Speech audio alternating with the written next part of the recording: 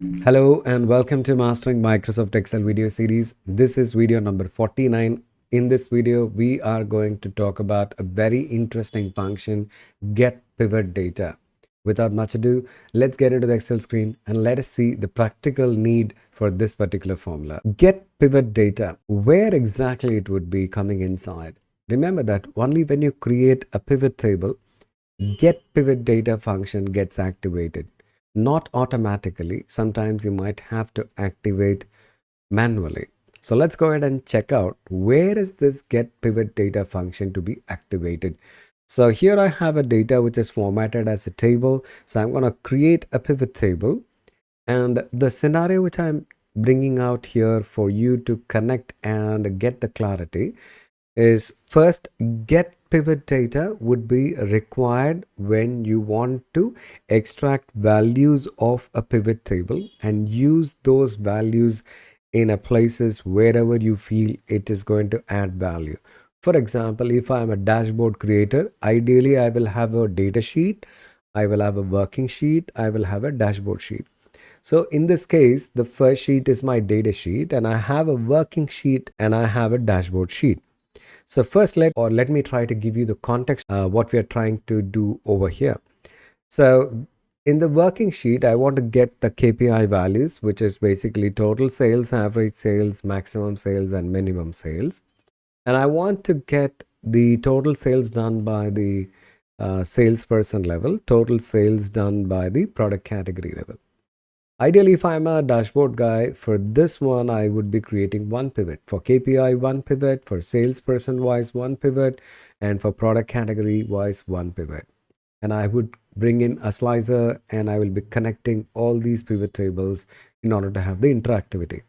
But the get pivot data is going to reduce the effort in creating multiple pivots. You can get it done in one pivot itself.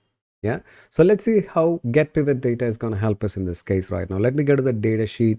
I'm going to create the pivot table, insert tab, pivot table, existing worksheet, because I want the pivot to get created in the existing worksheet.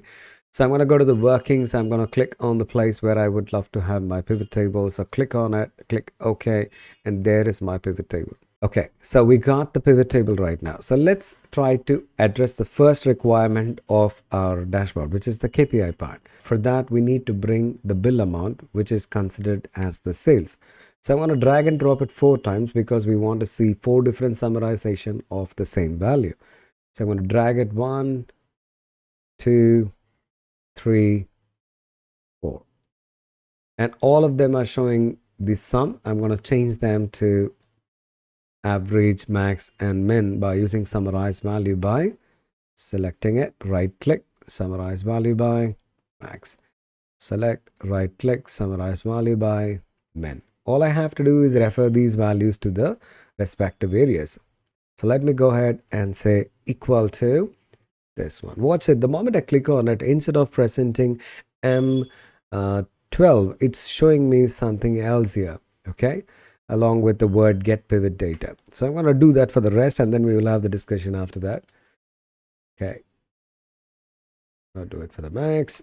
I'm going to do it for the min.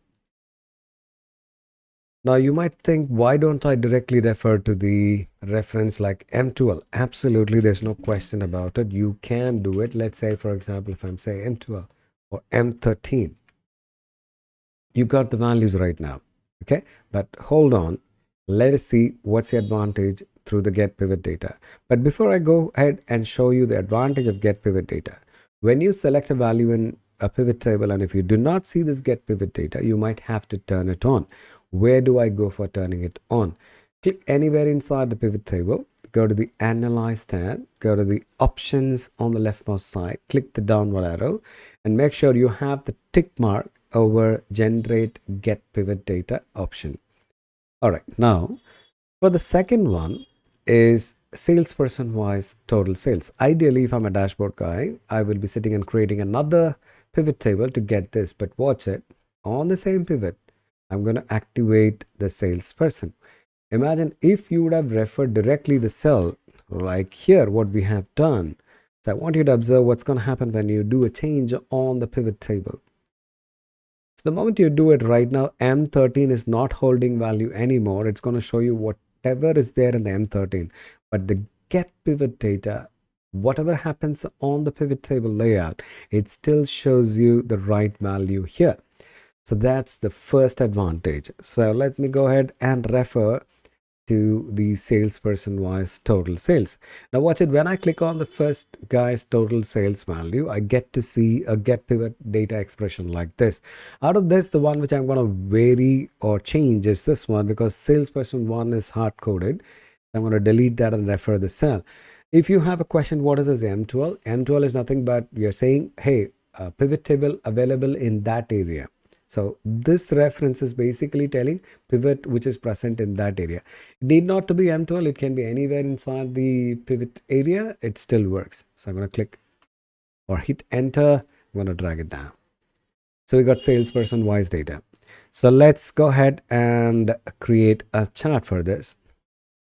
And I have a chart ready. Okay, now the next one, what we need is product category wise. So I click inside the same pivot table. Instead of creating another pivot, I'm going to drag the product category, drop it in the columns now. So if you watch my pivot table, the product wise total is available in the column wise. So I'm going to go ahead and refer that here. And I'm going to do the modification like we did last time. So I'm going to refer this one, this cell here. And you could see that the three-wheeler, product category three-wheeler is hard-coded. I'm going to remove that and select the product category what I have here. So now I can double click to populate for the rest. And I'm going to select these two columns and I'm going to create a visual for my dashboard, which is again a bar chart because it's a comparative structure. All right, so these two charts I'm going to select and cut from here and I'm going to take it to the next side. And these shapes took the value from the cell references which I've already mapped it. So ideally what I've done is I've said equal to, selected a shape, drawn a shape, selected the shape, went to the formula bar, equal to, I went to the working sheet, and then I clicked on the cell which holds the value and hit the enter and changed the font color to white and then made the font a little bigger like this, and then I stopped. So that's what I've done for the rest of the three boxes also. Yeah. So now we got the chart. We have two visuals. The top portion of our dashboard is the KPI, and we have, now let me bring the slicer inside and to finish the journey. So I can click on this particular pivot chart. I'm trying to see, am I accessing the slicer or the timeline? The answer is no. So what I'm going to do is go to the working sheet, click inside the pivot table, go to the analyze tab, activate, click the button insert slicer, activate sales territory, and we're going to click back inside the analyze tab, go to the analyze tab again. In this time I'm going to click on insert timeline, which is also like a slicer, but for the date I'm going to activate billing date and I'm going to choose the years. Now let me cut these two guys, cut from here and paste it over here in my dashboard. Now I have two interactive elements. I want to check whether this works out with that get pivot data used. So let me click on sales territory for the particular year. Everything is moving perfectly as per the choice what we are making. So my friend, here instead of creating three pivot table, one for KPI, one for salesperson level, one for product category level, we achieved this by using a single pivot with the help of get pivot data.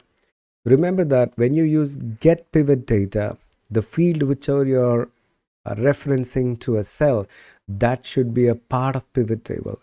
But the placement, we don't mind, it can be anywhere. You can bring in extra field, that's not a problem, but the field has to be a part of it if you refer it into a cell. Okay, so as long as get pivot data is concerned, this is really applicable for the person who would love to take the data from the pivot, whose structure is dynamic. People will keep adding more fields into it, still you need the same value, then get pivot data is the best option for you. So try it out and let me know what's your experience on the get pivot data. Any queries, you can always feel free to post it on the comment section. I'll be happy to help you out over there. We'll meet again with another interesting input in the world of Excel. Until then, take care of yourself. Signing off, Hariharan.